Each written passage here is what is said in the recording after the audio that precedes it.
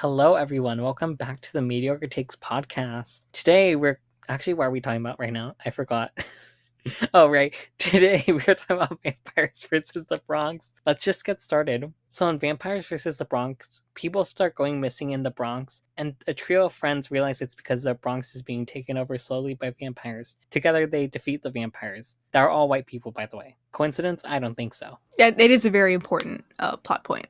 Yeah, it They are is. all white.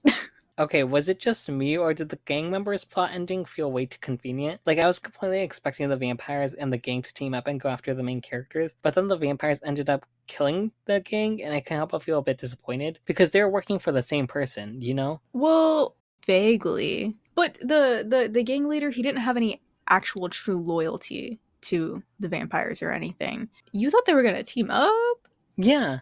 That's crazy. Is it? Yeah. I had like zero inkling that they would ever team up or anything. Wow.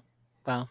Color me surprised. This movie, despite having like horror undertones, felt so silly. And when I say silly, I mean it in a good way. It's very much a trashy film, and I think because of that, I was actually able to enjoy like trashy in like a campy way, you know? Not Okay. like true trash.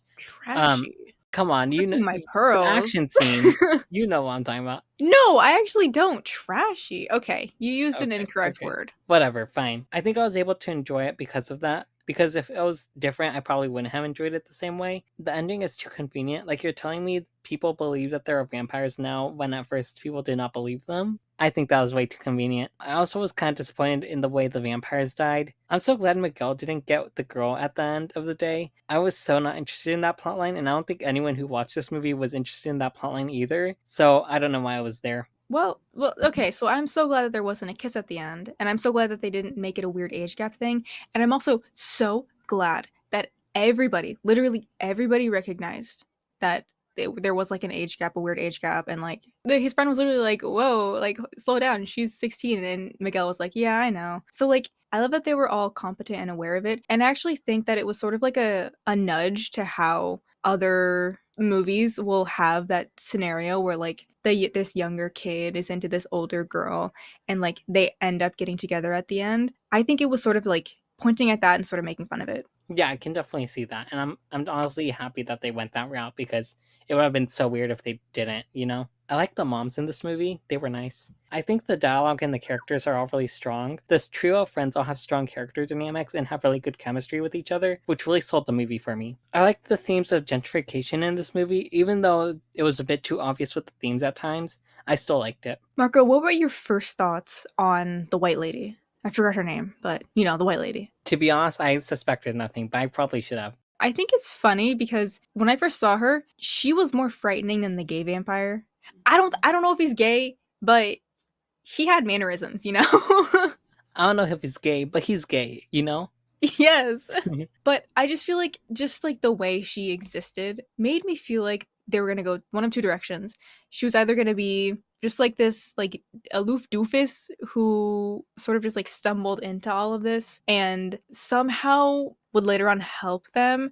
But I also feel like if they were to do that, it sort of would have undermined the idea of like these black and brown people coming together to like save their neighborhood. And then the other option was that she was just evil all along. And I'm glad that they chose the second one. Yeah, I definitely agree with you. It definitely would have muddied the water of the themes if they went the other route. So the fact that they just went with the route of her being evil really helped the movie a lot. So why did the first victim have to be a black woman? Like I know that it had to be a black woman, but haven't we been through enough? I think my issue was that there was no way a lady like her would know to be safe, like to be vigilant when she's alone around a white man. I just feel like, you know, if she had to die, she should have died in a different way. Also, not to mention the man in general was just giving off bad vibes, you know? Yeah.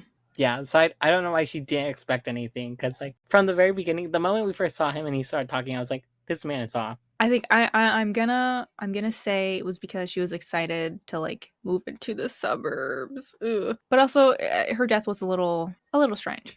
Okay, what I love about Netflix is how they'll literally make a movie and when someone speaks another language, they'll just put in brackets speaks this language instead of translating it for us. That's really quirky of Netflix to do. Okay, yeah. So the way that that gay vampire caressed that bottle of hand sanitizer, grotesque, I would say.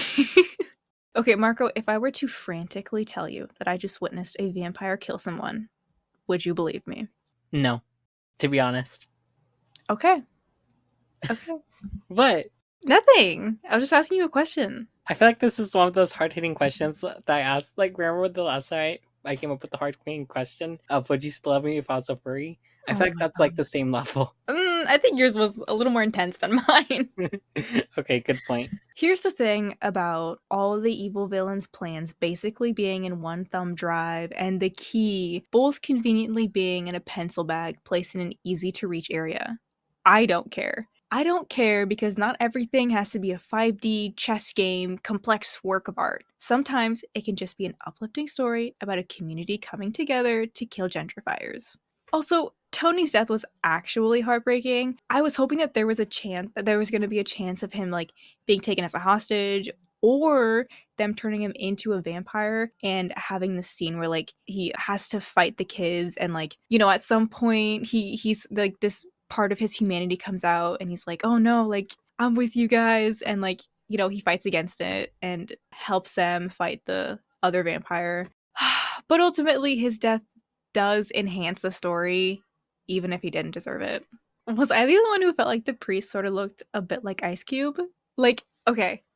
It's the scene where they're at church and they're all praying and they all have their eyes closed, and then he like opens his one eye and he's like looking around. I was like, that is literally Ice Cube. Isn't that actor a rapper? Yeah, he was. Really? Yeah, he was in NWA. Oh wow. But yeah, I can kind of see the resemblance. Who's worse, Marco? Gangs or gentrifying vampires? Now, this is a hard hitting question. Gentrifying vampires. Okay, Slay. I don't feel like it's a hard hitting question, to be honest. I guess if you were a white person, it would, because then you run the risk of people interpreting that you're racist. Oh wow. Okay.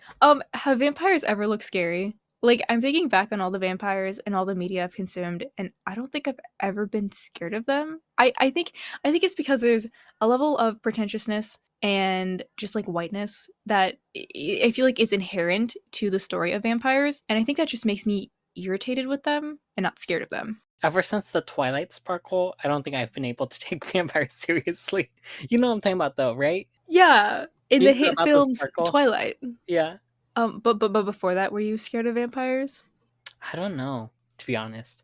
I was pretty young when I first heard of Twilight, so I mean we were both. So to be honest, I don't have that much memories before that of vampires, so I have no clue. Okay, yeah, I don't think I've ever been scared of them. I just think the Twilight vampires made them uncool for a little bit. Okay, the standoff right before the fight was such a good tension breaker. Like like all the improvisational weapons that everyone had, especially oh god, what was his name? One of the moms literally had a like a roller pin, and then the two girls that were just like walking by, like not a care in the world, and then they look at the vampire lady and they're like, she's ugly. Like that was so funny. Oh yeah, that's it. Anyways, you guys, wait, no, that's not what I'm doing.